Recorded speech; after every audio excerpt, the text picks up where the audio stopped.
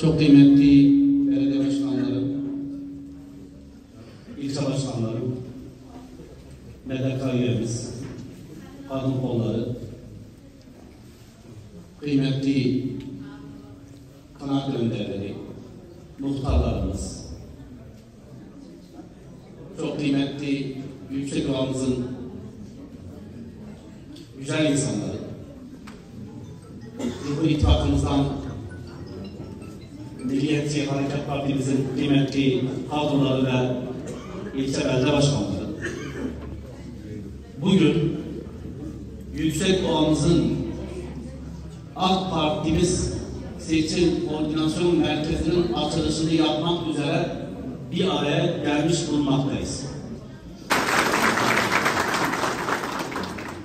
Kıymetli hazırın, 31 Mart 2024 mahalli seçimlerine Yüksekoğa ilçemizde de bugün burada açılışını yapacağımız seçim koordinasyon merkezimiz, yani seçim büromuzun kurdelesini kestikten sonra daha güçlü, daha tamamlı, Bismillah diyerek Allah'ın inayetiyle halkımızın huzuruna çıkacağız.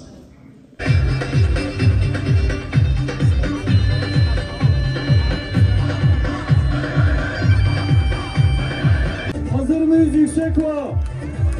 Hazır mıyız? Ya Allah! Bismillah diyoruz. Hayırlı olsun inşallah. Hayırlı olsun Yüksekoğa. Teşekkürler.